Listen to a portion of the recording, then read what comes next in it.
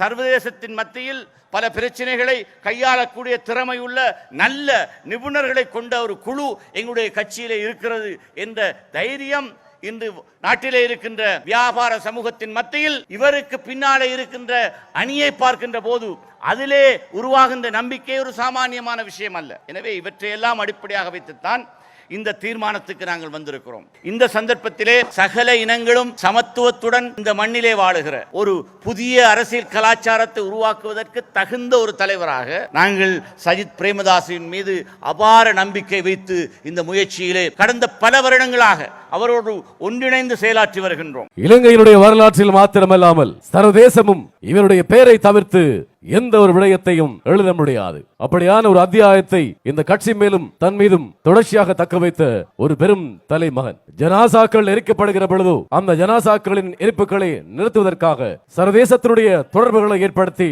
அதற்கான வழிவகைகளை செய்து கொண்டவர். பயங்கரவாத தாக்குதல் நடைபெற்றுக் கொண்டிருந்த வேளையில் ஒரு மகன் வந்து இதை பற்றி பேச மாட்டானா என்று எண்ணுகிற பொழுது அநேகமானவர் மௌனித்து போய் உறங்கிக் கொண்டிருந்த நேரத்தில் இவருடைய தலைமையின் கீழ் எல்லா கட்சிகளையும் ஒற்றுமைப்படுத்தி தான் ஒரு சாணக்கியன் என்பதை சர்வதேசத்துக்கு காட்டிய ஒரு தலைமகன். யார் எந்த பக்கம் போனாலும் தானும் இந்த கட்சியும் இருக்கிற வரை உலகம் முழுவதும் எங்களை அழைத்துக் கொண்டே இருக்கும் என்று பேரம் பேசுகிற சக்தியை தொடர்ச்சியாக தக்க வைத்துக் கொண்டிருக்கிற ஒருத்தர், ஒரு பெரும் தலைமகன், ஸ்ரீலங்கா முஸ்லிம் காங்கிரஸ் தேசிய தலைவர் முன்னாள் அமைச்சர் கௌரவ அல்ஹாஜ் ரவுஃப் ஹக்கீம் அவர்களுக்கு. நண்பர்களே, ஒரு ஜனாதிபதி தேர்தல் என்கின்ற போது சிறுபான்மை இனங்கள் ஒற்றுமைப்பட்டு ஒரு தெரிவை செய்து கொள்வதுதான் சாணக்கியமான ஒரு விஷயமாக இருக்கும் என்பதற்கு கடந்த காலங்களிலே பெரிய ஒரு பிரிவினையை நாங்கள் சிறுபான்மைகள் மத்தியில் காணவில்லை. இந்த தேர்தலில் அப்படி ஒரு அனர்த்தம் நிகழ்ந்து விடுமோ என்கின்ற ஆபத்து காரணமாகத்தான்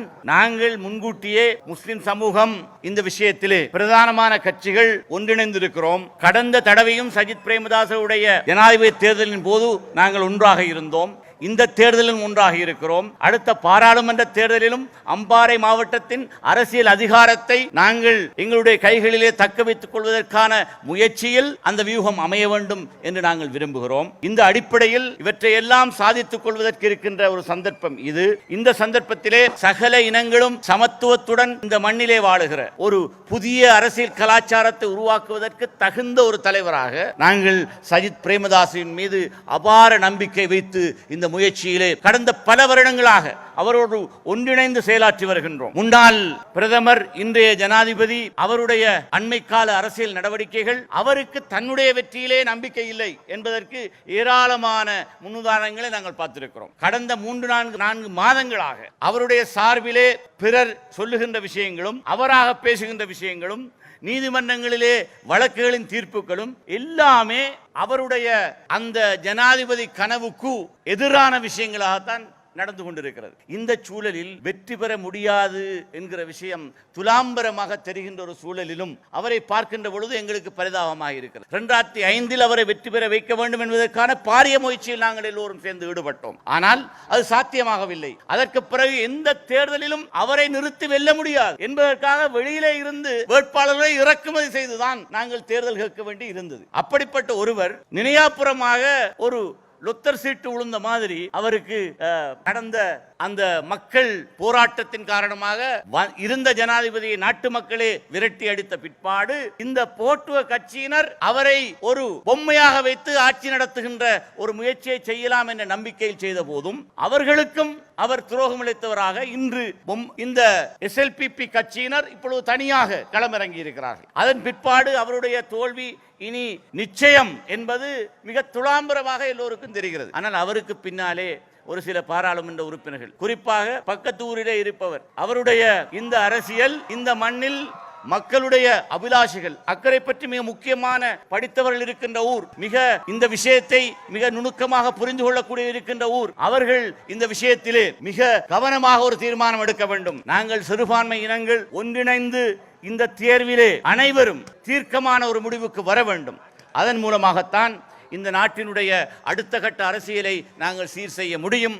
அதே போல தமிழ் மக்களும் இதே விவகாரத்தில் அவர்களுடைய தீர்மானமும் சாதகமாக அமைய வேண்டும் என்ற விஷயத்தில் நாங்களும் பல முயற்சிகளை செய்து கொண்டிருக்கிறோம். என்னை பொறுத்த மட்டில் இந்த அட்டாளச்சேனை மண்ணிலே முன்னாள் ஜனாதிபதி பிரேமதாஸ் அவர்களை பற்றி இங்கு கல்வி கல்லூரி திறக்கப்பட்ட நிகழ்வில் எங்களுடைய தலைவர் அவர்கள், நாங்கள் எதிர்க்கட்சியிலே இருந்தோம், அவரை ஆட்சிக்கு கொண்டு வருவதில் எங்களுடைய பங்களிப்பை அவர் மறக்கவில்லை. எனவே வந்த ஜனாதிபதியை எங்களுடைய தலைவர் அவர்கள், நீங்கள் அடுத்த முறையும் ஜனாதிபதியாக இருக்க வேண்டும் என்று வாழ்த்தினார்கள். வாழ்த்திய காரணத்தினால் எங்களுடைய கட்சியுடைய தவிசாளர் கட்சியோடு கோவித்துக் கொண்டு ஒரு பெரிய பிரச்சனையே கட்சிக்குள்ளே உருவாகியது. அன்றிலிருந்து கட்சியின் தவிசாளர் கட்சியை விட்டு விலக்கப்பட்டார், வீசி எறியப்பட்டார். அதுவும் அக்கரைப்பத்தில் நடந்தது. ஆனா அதே மாதிரி இந்த முறையும் இதே மாதிரியான பித்தலாட்டமான விஷயங்களை பேசிக்கொண்டு தெரியாமல் அவருக்கு வாய்க்கு வந்த மாதிரி பேசுவார். இந்த நாட்டிலே அரசியல்வாதிகளின் மத்தியில் எங்களுடைய தெரிவாக இருக்கின்ற சஜித் பிரேமதாசவை போன முறை நாங்கள் ஆதரித்த போது இந்த நாட்டின் முஸ்லிம்களின் சிறுபான்மை மக்களின் 95% வாக்குகள் சஜித் பிரேமதாசவுக்கு விழுந்தது என்பதுதான் வரலாறு. அதே 90% அதிகமான வாக்குகளை இம்முறையும் வடகிழக்கு மண்ணிலே பெற்றுக் கொடுக்கிற முயற்சியில் நாங்கள் முன்னிலையிலே நின்று இன்று செயல்பட்டுக் கொண்டிருக்கிறோம். அதற்காக அவர் தனியே எங்களுக்கான ஜனாதிபதி மாத்திரமல்ல, சகல நாட்டுக்குமான முழு நாட்டுக்குமான ஜனாதிபதி, சர்வதேசத்தின் மத்தியில் பல பிரச்சனைகளை கையாளக்கூடிய திறமையுள்ள நல்ல நிபுணர்களை கொண்ட ஒரு குழு எங்களுடைய கட்சியிலே இருக்கிறது என்ற தைரியம் இன்று நாட்டிலே இருக்கின்ற வியாபார சமூகத்தின் மத்தியில் இவருக்கு பின்னாலே இருக்கின்ற அணியை பார்க்கின்ற போது அதிலே உருவாகின்ற நம்பிக்கை ஒரு சாமானியமான விஷயம் அல்ல. எனவே இவற்றையெல்லாம் அடிப்படையாக வைத்துத்தான் இந்த தீர்மானத்துக்கு நாங்கள் வந்திருக்கிறோம். அது மட்டுமல்ல, இந்த நாட்டிலே ஊழலை முடிவுக்கு கொண்டு வர வேண்டுமாக இருந்தால், மிக மோசமான ஊழல் இந்த நாட்டில் இன்று அரங்கேறிக் கொண்டிருக்கிறது. ஒவ்வொரு கட்டமாக என்னென்ன விதமாக இந்த நாட்டின் அப்பாவி மக்களுடைய பணம் சூறையாடப்பட்டுக் கொண்டிருக்கிறது.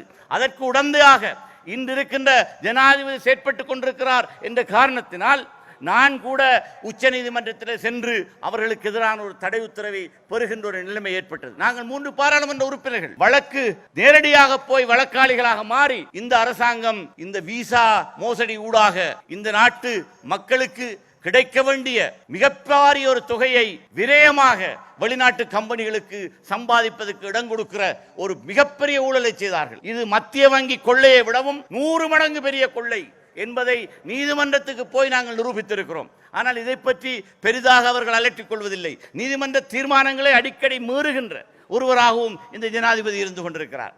அதே போல அடுத்த பக்கம் இருக்கின்ற அடுத்த வேட்பாளர், அந்த வேட்பாளரை பற்றி ஒரு சிலர் கதைத்துக் கொண்டிருக்கிறார்கள். அவருக்கு ஏதோ பெரிய மக்கள் ஆதரவு இருப்பதாக நினைத்துக் கொண்டிருக்கிறார்கள். சமூக வலைத்தளங்களை தங்களுக்கு ஏற்ற மாதிரி செய்திகளை பிரசுரிப்பதன் மூலம் தங்களுடைய கூட்டங்களில் பெரிய பாரிய மக்கள் அலை மோதுவதை போல வேண்டுமென்று எடிட் பண்ணி போட்டோஸ்களை போட்டு மக்களை இன்று ஏமாற்ற நினைக்கின்ற இந்த கும்பலுக்கும் நிச்சயமாக இந்த தேர்தலிலே தகுந்த பாடம் கிடைக்கும்.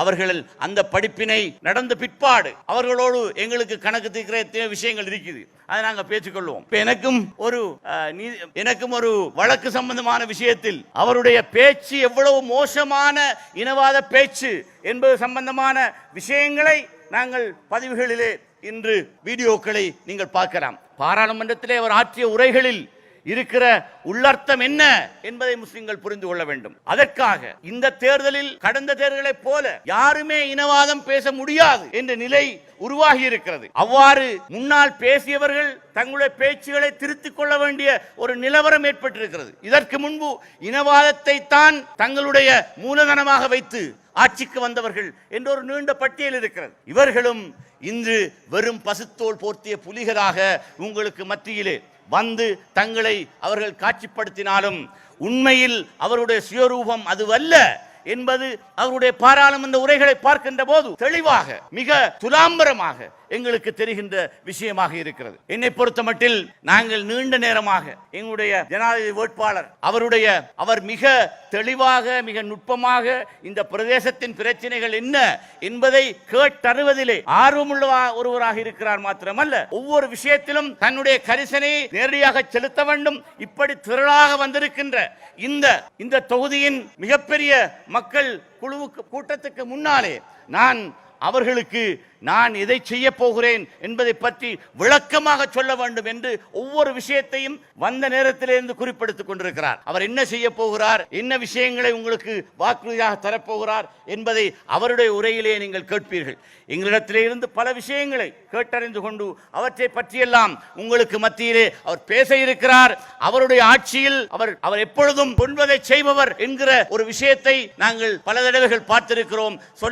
தன்னால் இயலாதவற்றை வாக்குறுதியாக தரமாட்டார் என்பதையும் நாங்கள் அறிந்திருக்கிறோம். அந்த அடிப்படையிலே இன்று உங்களுக்கு முன்னாலே அவர் பேசுகின்ற விஷயங்களை சாதித்து தருகின்ற பணியை இன்று மேடையிலே இருக்கின்ற அவரோடு அவருடைய அணியிலே இருக்கின்ற நாங்கள் அதை செய்விக்கின்ற வேளையில் நாங்கள் எங்களுடைய கரிசனை செலுத்துவோம். இன்ஷா அல்லாஹ் இந்த தேர்தலில் நிச்சயமான வெற்றி எங்களுடைய அணிக்கு கிடைக்கும். கிடைத்த பிற்பாடு இந்த பிரதேசங்களின் அனைத்து பிரச்சனைகளுக்குமான எங்களால் இயன்ற அத்தனை முயற்சிகளும் நடைபெறும் என்று உறுதியளித்தவனாக உங்கள் மத்தியிலே இருந்து பணிவன்புடன் விடைபெற்றுக் கொள்கிறேன். நன்றி.